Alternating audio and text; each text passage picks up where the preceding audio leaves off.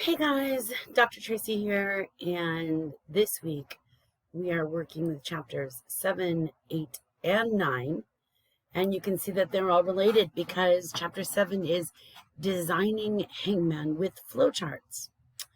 I posted a pretty good video here about game design techniques using flowcharts. So watch that and also go for chapter 7. I'm going to start with chapter 8, writing the Hangman code. So in this, the Hangman code introduces many new concepts, it says, but don't worry, you'll experiment with them before actually programming the game. So the topics that are covered in chapter 8 are lists.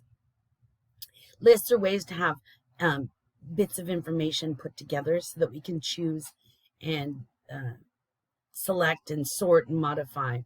And then there's the in operator, which is going to find something in a list. We have methods. There's string methods. We'll show the examples and an else-if statement.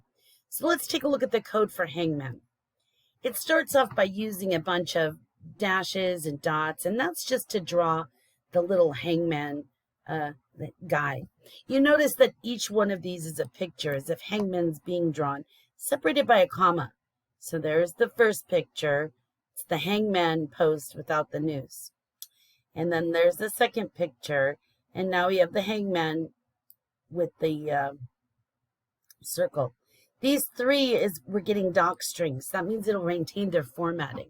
So what's going to display on the screen is the Hangman, the noose, the head, the arm, the other arm, the leg, or the body, the leg, and the other leg. And then there is a whole list of words. And this whole list of words uses a split method at the end in order to pick out individual words. There's a function called getRandomWord, which is going to choose from the word list that's split, that's provided, and it has -1 of length of the word list -1. So the length will say how many there are, but the index is going to indicate one less than the total because we start counting at 0 when we're dealing with lists. So that means if the length is there's 10 words in there, the last word would be number 9. So that's why there is a -1 to find the index of a number between 0 being the first word in a list to the last one, which is the length of a word list -1.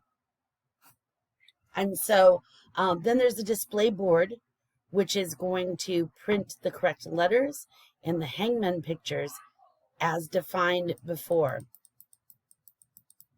And so what that's saying with display board is it's taking missed letters, correct letters, secret word, and then it will print the Hangman pics, print a line, print missed letters, and then for each letter in missed letters, it will print those. And then it will replace the blanks correctly using a for loop. If the word is... so that's what these for loops are doing. They're looking with blanks. And if the letter is blank and the secret word is a guessed letter, the letter that you've chosen is incorrect letters, then it will replace the blank with a secret word.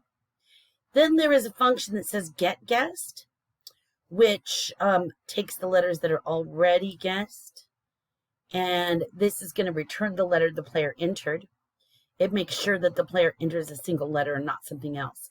So it starts with a while statement that says while true. Then it says guess a letter. The guess is equal to the input. It's changed to lowercase so that they all can be lower. This is a string method right here. And if the length of the guess is not equal to 1, it's going to stop them right there because you have to have a single letter. And else if, that means given that this is true, the length of the guess is not equal to 1. So given that the length of the guess is equal to 1, it will skip down to line 72, else if.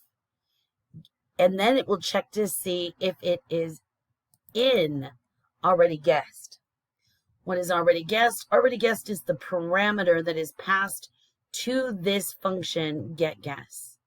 So if the guess, which is their input, is in already guessed, it's going to say, you've already guessed that letter, choose again.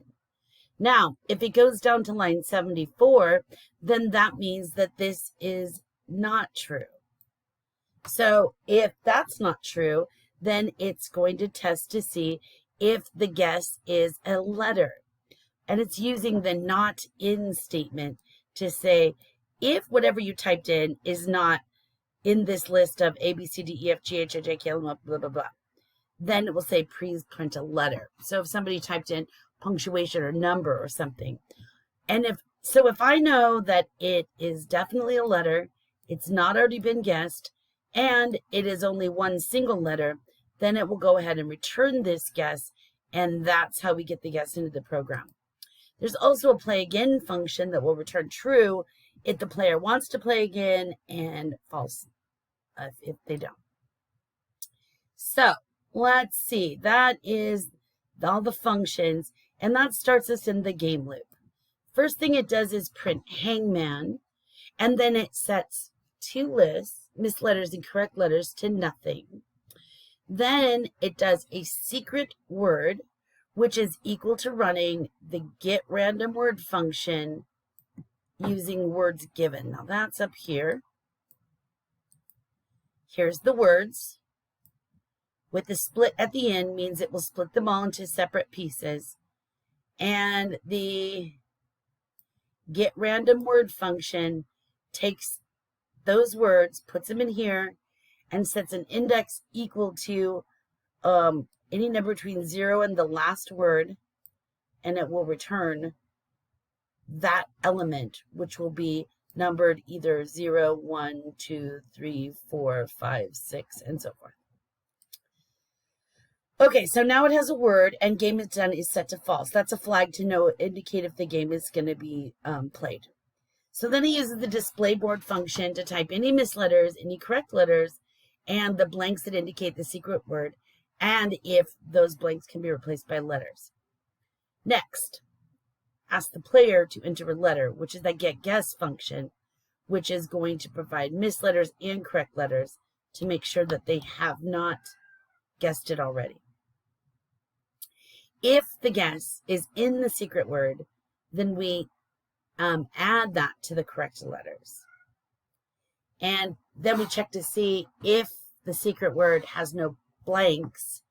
And if that's the case, then you found it. Otherwise, if it's not in the correct letters, then it will add to the missed letters, and it will change the picture of the hangman. The very last thing it does is just say, I'll play this again if you want to. So that's the code for this week, and each one of these pieces are discussed in a little bit more detail.